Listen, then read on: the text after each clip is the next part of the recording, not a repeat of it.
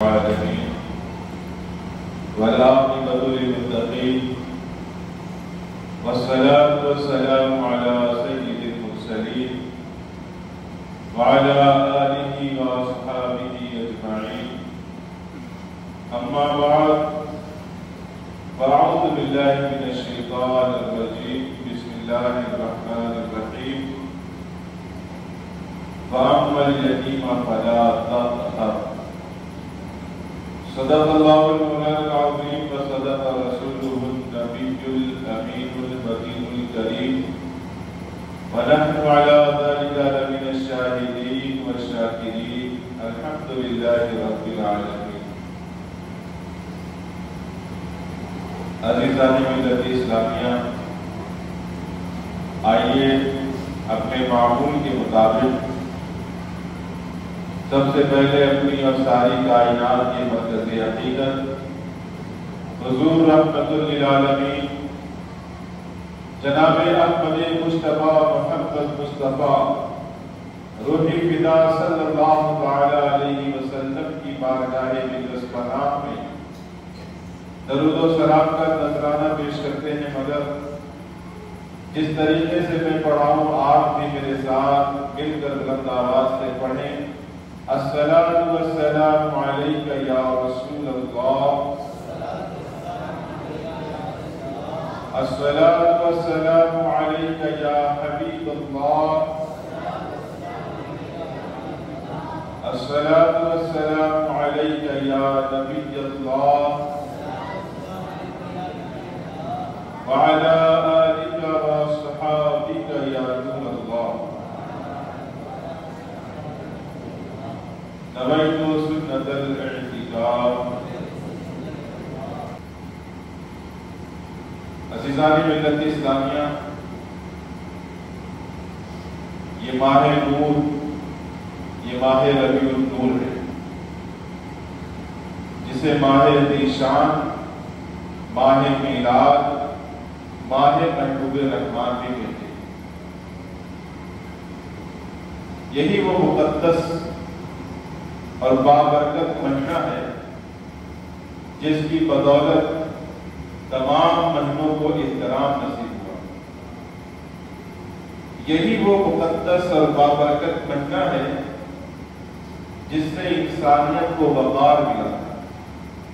اس لیے کہ اس مقدس مہینے میں جان انسانیت، روح انسانیت، فخر انسانیت، تاجدار عرب و عجم مصطفیٰ جان رحمت صلی اللہ علیہ وسلم کی جلوہ گری ہوتی ہے. اسی مہینے کی 12 تاریخ کو، جن کے بارے میں رب کائنات ارشاد فرماتا ہے لقد کان لکم فی رسول اللہ اسوۃ حسنہ، کہ بے شک تمہارے لیے تمہارے رسول کی زندگی میں بہترین نمونہ ہے، بہترین مثال ہے.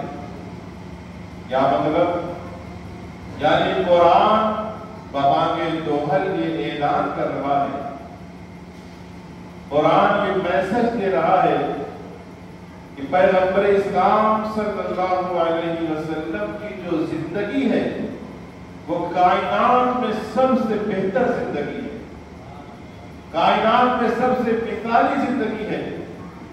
اس سے اچھی اور آئیڈیل زندگی نہ کسی کی ہوئی ہے اور نہ صبح قیامت تک کسی کی ہو سکتی ہے. تو مسلمانوں، اگر کسی کو آئیڈیل بنانا ہے، کسی کو اپنا رہنما چننا ہے، تو وہ حضور صلی اللہ علیہ وسلم کی زندگی ہے. یہ ہمارا قرآن کہتا ہے، یہ رب کا فرمان کہتا ہے. تو حضور کی زندگی سے بہتر، حضور کی لائف سے بہتر کسی کی لائف نہیں ہے.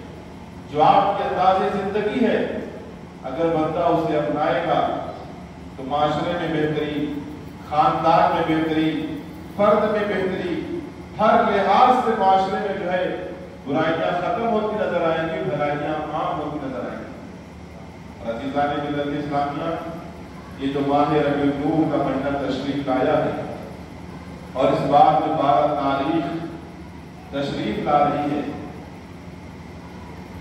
یہ ایک لحاظ سے بڑی تاریخی اور یادگار تاریخ ہے، اس لیے کہ اس 12 تاریخ کو حضور سید عالم صلی اللہ علیہ وسلم کی ولادت کو 1500 سال ہو جائیں گے۔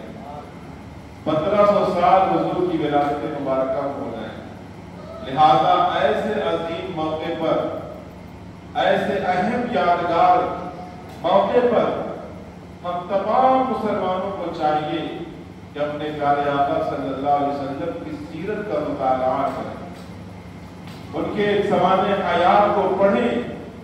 جب آپ ان کی سیرت کو پڑھیں گے، جب آپ ان کی سوانح حیات کا مطالعہ کریں گے، تبھی تو دنیا والوں کو بتائیں گے، تبھی تو دنیا والوں کو میسج دیں گے، تبھی تو دنیا والوں کو خبردار کریں گے کہ محمد رسول اللہ صلی اللہ علیہ وسلم صرف ایک علاقے کے لیے نہیں، صرف ایک خاندان کے لیے نہیں، صرف ایک زمانے کے لیے نہیں، بلکہ ہر خاندان کے لیے، بلکہ ساری کائنات کے لیے اور صبح قیامت تک کے لیے رسول بنا کر بھیجے گئے۔ پیارے اسلامی بھائیوں، یہ مہینہ بڑا بابرکت مہینہ ہے، اور اس مہینے پہ مسلمانوں کو اپنے نبی کی آمد کی خوشی منانی چاہیے، خوشی کا اظہار ہونا چاہیے۔ لوگ کہتے ہیں کہ میلاد منانا کہاں ثابت ہے؟ کیا کسی صحابی نے میلاد منایا تھا؟ کیا کسی صحابی نے جھنڈا لگایا تھا؟ کیا کسی صحابی نے جلوس نکالا تھا؟ تو سب سے پہلی بات یہ ہے کہ آپ بتاؤ کہ جب حضور دنیا میں تشریف لائے تھے، مکہ مکرمہ میں جب آپ کی ولادت ہوئی تھی، بتاؤ اس وقت مکے میں کتنے مسلمان تھے؟ جب حضور کی ولادت ہوئی تو اس وقت مکے میں کتنے مسلمان تھے؟ کتنے کلمہ پڑھنے والے تھے؟ ایک مسلمان نہیں تھا۔ اس لیے وہاں کے لوگوں نے اس ولادت کے موقع پر، نبی کی آمد کے موقع پر کوئی خوشی نہیں منائی، لیکن احادیث کی کتابوں میں موجود ہے کہ اللہ نے اپنا محبوب بھیجا تو اللہ نے خوشی منائی ہے۔ کتابوں میں آتا ہے جب حضور کی ولادت ہوئی تو خانہ کعبہ کی دیواریں حضرت آمنہ کے گھر کی طرف جھک گئی۔ یہ ولادت کی خوشی ہی میں تو جھکی۔ جب حضور کی ولادت ہوئی تو وہ آگ، ایران کی وہ آگ جو ہزاروں برس سے کبھی بجھی نہیں تھی، وہ بجھ گئی۔ قیصر و کسریٰ کے دیوار میں دراریں پڑ گئی۔ جو قیصر و کسریٰ آج کے دور میں جیسے امریکہ سپر پاور ہے، کوئی اس کے خلاف بات نہیں کر سکتا، اس زمانے میں قیصر و کسریٰ کا یہ حالت تھا۔ تو جب حضور کی ولادت ہوئی تو ان کے بت خانوں میں دراریں پڑ گئی کہ حضور کی ولادت بھی کا تو شعرا تھا، اور کہتے ہیں کہ حضور نے میلاد منایا ہی نہیں۔ آپ بتاؤ کہ جب میرے آقا صلی اللہ علیہ وسلم مکہ سے مدینہ جا رہے ہیں، مکہ سے ہجرت کر کے مدینہ تشریف لے جا رہے ہیں، تو جب حضور مدینہ جا رہے تھے تو مدینہ میں پہلے سے اسلام والے تھے، پہلے سے مسلمان تھے، کلمہ پڑھنے والے وہاں موجود تھے۔ جب حضور نے مکہ میں اعلان نبوت کیا، جب حضور نے حق کی دعوت دی تو مدینے سے لوگ آ کر کلمہ پڑھتے تھے، مدینے سے لوگ سفر کر کے آتے اور حضور کے دامن رحمت سے وابستہ ہو جاتے اور پلٹ کر مدینے چلے جاتے۔ لیکن جب اللہ کے حکم سے حضور مدینہ تشریف لے گئے تو یہ جو ہم پڑھتے ہیں طلع البدر علینا من ثنیات الوداع وجب الشکر علینا ما دعا للہ داعی، وہاں اہل مدینہ نے حضور کی آمد کے لیے ترانہ پڑھا تھا۔ تو اہل ایمان کو حضور کی آمد میں خوشی ہوتی ہے، اور جو اہل ایمان نہیں ہوتے انہیں حضور کی آمد میں تکلیف ہوتی ہے۔ اور پیارے، اللہ نے جو نعمت دیا ہے اس میں خوشی کا اظہار ہونا فطرت کی بات ہے۔ اللہ کوئی نعمت دیتا ہے، اللہ کوئی احسان کرتا ہے، اللہ کوئی رحمت سے نوازتا ہے تو ہمیں خوشی ہوتی ہے، اور خوشی کا ہم اظہار کرتے بھی ہیں۔ اور یاد رکھیے، ہمارا مذہب اسلام فطرت والا مذہب ہے، نیچر والا مذہب ہے۔ ہمارے اسلام میں ایسا کوئی قانون، ایسا کوئی اصول نہیں ہے جو انسان کے فطرت کے خلاف ہو، انسان کی طبیعت کے خلاف ہو، انسان کے مزاج کے خلاف ہو، بلکہ اسلام مذہب عین فطرتی انسان ہے۔ انسان کی جو حقیقی فطرت ہے یہ مذہب اسلام اس کے مطابق ہے۔ اب ہماری فطرت کیا ہے؟ نعمت ملتی ہے تو خوشی ہوتی ہے۔ ہمارے گھر میں کوئی لڑکا پیدا ہوتا ہے تو چہرے پہ خوشیاں چھلک اٹھتی ہیں، اور اللہ تعالیٰ نے، اللہ کے حبیب صلی اللہ علیہ وسلم نے اس خوشی کو سنت بنا دیا۔ ہم اپنے بچے کی پیدائش پہ عقیقہ کرتے ہیں۔ عقیقہ کیا ہے؟ یہ سنت مصطفیٰ ہی تو ہے۔ ہم اپنے بچے کی پیدائش پہ خوشی کا اظہار کرتے ہیں، جانور ذبح کرتے ہیں، گوشت پکاتے ہیں، مہمانوں کو بلاتے ہیں اور کہتے ہیں آؤ تم بھی ہمارے خوشی میں شریک ہو جاؤ۔ تو پتہ چلا جب نعمت ملی تو خوشی کا اظہار ہو رہا ہے، نعمت ملی تو خوشی کا اعلان ہو رہا ہے، اور اکیلے خوشی نہیں منا رہا ہے بلکہ اپنے رشتہ داروں کو بھی خوشی میں شامل کر رہا ہے۔ لیکن ایک بات بتاؤ، پڑوسی سے اگر پوچھا جائے بھائی اس کا لڑکا پیدا ہوا، آپ نے عقیقہ کیوں نہیں کیا، آپ نے بکرا کیوں ذبح نہیں کیا، آپ نے قربانی کیوں نہیں کی، تو کہے گا بچہ اس کا پیدا ہوا، قربانی میں کیوں کروں، لڑکا اس کا یہاں آیا ہے، مجھے کیا خوشی۔ تو پتا چلا لڑکے سے کوئی تعلق نہیں، تو خوشی کا اظہار بھی نہیں کر رہا ہے، اور لڑکے سے جس کا تعلق ہے وہ عقیقہ بھی کر رہا ہے، خوشیاں بھی منا رہا ہے، خوشیوں کی دعوت بھی دے رہا ہے۔ اسی طریقے سے میلاد نبی کے موقع پر جس کے دل میں عشق رسول ہے، جس کے دل میں محبت رسول ہے، وہ خوشیاں مناتا بھی ہے، خوشیوں میں شریک ہونے کی دعوت بھی دیتا ہے۔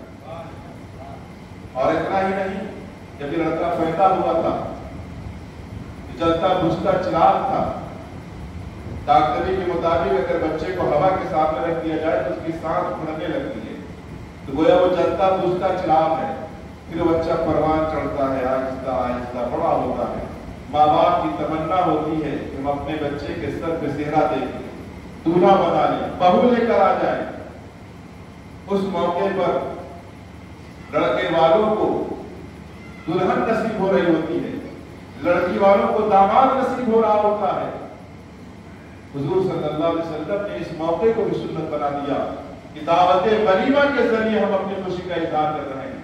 تو اللہ تعالیٰ نے جو دلہن کی صورت میں انعام عطا فرمایا، بندہ اس پر بھی خوشی کا اظہار کر رہا ہے، بندہ اس پر بھی خوشی کو بانٹ رہا ہے۔ اب آپ بتاؤ کہ حضور کی آمد سے بڑھ کر نعمت کیا ہو سکتی ہے؟ خود قرآن میں اللہ فرماتا لقد من اللہ علی المؤمنین اذ بعث فیہم رسولا، کہ اللہ نے مومنوں پر احسان کیا ہے کہ ان میں انہی میں سے رسول بھیج دیا ہے۔ یہ مومنوں پر احسان ہے، تو جن پر احسان ہوا ہے وہی خوشی منائیں گے، جن پر انعام ہوا ہے وہی خوشی منائیں گے۔ تو پیارے اسلامی بھائی، یہ 1500 سالہ جشن ہے، لہٰذا ہم اپنے گھروں کو سجائیں، اپنی مسجدوں کو سجائیں، جھنڈوں سے سجائیں، لائٹوں سے سجائیں، اور ساتھ ہی ساتھ اپنے دل کو بھی سنت رسول سے سجا لیں، اپنے چہروں کو بھی سجا لیں، اپنے اعمال کو بھی سجا لیں، اور اپنے کردار، عمل، ہر چیز سے یہ ثبوت دے کہ ہم عاشق رسول ہیں۔ تو پیارے اسلامی بھائیوں، کہ یہ 1500 سالہ جشن ہمیں دھوم سے منانا ہے۔ اعلیٰ فرماتے ہیں کیوں رضا آج گلی سونی ہے، کیوں رضا آج گلی سونی ہے، اٹھ میرے دھوپ بچانے والے۔ درود پاک پڑھ دو آگے صلی اللہ علیہ وسلم سیدنا مولانا محمد والکرم باری و بارک وسلم صلاۃ و سلام علیک یا رسول اللہ صلی اللہ علیہ وسلم۔ تو آگے جو جمعہ آنے والا ہے شاید اسی جمعہ دوبارہ ربیع الاول پڑے گا، تو کیا ہی بہتر ہو کہ ہر مسلمان اپنے سر پہ امامت کرائے، ہر مسلمان اس آمد رسول کی خوشی میں جمعہ کی نماز با امامہ پڑھے، اور صحیح نصیب اگر یہ توفیق مل جائے، یہ ارادہ کر لیں کہ انشاءاللہ ہم اپنے چہرے پہ داڑھی بھی سجائیں گے، تو کیا ہی کہیں۔ حضور صلی اللہ علیہ وسلم کی بارگاہ میں تحفہ کتنا زبردست ہوگا، اور 1500 سالہ جشن ہے، تو ہر مسلمان یہ ارادہ کرے کہ انشاءاللہ ہم حضور کی بارگاہ میں 15000 مرتبہ درود شریف پڑھیں گے۔ کتنی بار؟ 15000 مرتبہ حضور کی بارگاہ میں درود پڑھ کر توبہ پیش کریں۔ ارادہ کرتے ہیں آپ سب؟ کون کون ارادہ کرتا ہے؟ اللہ کے ماشاءاللہ، اللہ تعالیٰ توفیق عطا فرمائے۔ پیارے اسلامی بھائیوں، حضور کی شان براؤل برا ہے۔ قرآن پاک کی ایک بہت ہی پیاری سورت سورہ والضحیٰ ہے۔ اس مقدس اور مبارک اور مختصر سی صورت میں اللہ تعالیٰ نے اپنے حبیب علیہ السلام کے ساتھ بہت جامع انداز میں اپنی محبت کا اظہار فرمایا ہے کہ اللہ اپنے محبوب سے محبت کرتا ہے، اس کا اظہار فرمایا ہے، چھپا کے نہیں رکھا، دنیا والوں کو بتایا، اپنے بندوں کو بتایا، فرشتوں کو بتایا، نوری مخلوق کو بتایا، خاکی مخلوق کو بتایا کہ اللہ اپنے محبوب سے پیار کرتا ہے، اور ایسا نرالا اظہار محبت کیا کہ نہ کسی نے ایسا اظہار آج تک کیا ہے نہ کوئی کر سکتا ہے۔ علامہ حسن رضا خان رحمۃ اللہ تعالی علیہ بڑی پیاری بات کہتے ہیں کہ کسی کو کسی سے ہوئی ہے نہ ہوگی، کسی کو کسی سے ہوئی ہے نہ ہوگی، خدا کو ہے جتنی محبت کسی کی، سبحان اللہ، خدا کو ہے جتنی محبت کسی کی، اور عجب پیاری پیاری ہے صورت کسی کی، عجب پیاری پیاری ہے صورت کسی کی، ہمیں کیا خدا کو ہے الفت کسی کی، ہمیں کیا خدا کو ہے الفت کسی کی۔ تو پیارے اسلامی بھائیوں، کہنے کا مطلب یہ تھا کہ سورہ والضحیٰ میں اللہ نے اپنی محبت کا اظہار فرمایا۔ دراصل معاملہ یہ تھا کہ اسلام کی ابتدائی دور میں جب اسلام کا آغاز ہو رہا تھا تو اس دوران ایک واقعہ یہ پیش آیا کہ چند دنوں کے لیے حضور صلی اللہ علیہ وسلم پہ کوئی وحی نازل نہیں، کچھ دن ایسے گزرے کہ حضور کے پاس رب کی طرف سے کوئی پیغام نہیں آیا۔ اس میں بھی اللہ پاک کی اپنی مصلحتیں تھیں کہ حضور کے پاس نہ جبریل امین آئے، نہ کوئی وحی آئی، نہ کوئی پیغام آیا۔ جب کوئی سوال ہوتا تو حضور وحی کا انتظار کرتے اور وحی آتی نہ۔ اس واقعے کو غیر مسلموں نے، کفار مکہ نے غلط رنگ دے دیا، غلط باتیں پھیلا دی، افواہ پھیلا دیا کہ محمد عربی صلی اللہ علیہ وسلم کے رب نے محمد کو معذاللہ چھوڑ دیا ہے، اب ان سے کوئی تعلق نہیں ہے، اب محمد کا رب محمد سے ناراض ہو گیا معذاللہ۔ اس طرح انہوں نے اپنے طریقے سے پورے مکہ میں یہ بات پھیلا دی جب ان کے پاس ان سے نبوت چھین لی گئی ہے، ان سے نبوت ہٹا دی گئی ہے، اب ان کا رب سے کوئی تعلق نہیں ہے۔ حضور صلی اللہ علیہ وسلم کو جب یہ بات معلوم چلی، حضور کو تکلیف ہوئی، حضور کو دکھ ہوا، اللہ تعالیٰ نے اس پر اپنے محبوب پر پوری سورت نازل فرما دی، سورہ والضحیٰ نازل فرما دی، اور اس کی پہلی تو آیت جو ہے اس میں حضور کے چہرے مبارکہ کی، حضور کے زلف کی اللہ نے قسم ارشاد فرمائی ہے، فرماتا ہے والضحیٰ واللیل اذا سجا، قسم ہے چڑھتے دن کی، قسم ہے چڑھتے دن کی، اور قسم ہے رات کی جب وہ چھا جائے۔ اب آپ کہیں گے مولانا صاحب اس میں چہرے کا ذکر ہی نہیں آیا، اس میں زلفوں کا ذکر ہی نہیں آیا، اور آپ کہہ رہے ہو کہ اللہ تعالیٰ نے اس آیت میں حضور کے چہرے کی قسم کھائی ہے، حضور کی زلفوں کی قسم کھائی ہے، لیکن آیت میں نہ چہرے کا ذکر ہے نہ زلف کا ذکر ہے، کیسے پتا چلا؟ تو یاد رکھیے گا، اگر اللہ تعالیٰ چہرے کی قسم کھاتا ڈالے اور اس طرح کہتا والوجہ، چہرے کی قسم، تو حضور کے جمال کا اندازہ نہ ہوتا، حضور کے حسن کا اندازہ نہ ہوتا۔ اللہ اپنے حبیب کی قسم تو کھا رہا ہے لیکن ان کے حسن کو بھی بیان کر رہا ہے، اور فرما رہا میرے حبیب کا چہرہ جیسے چڑھتا ہوا دن روشن ہوتا ہے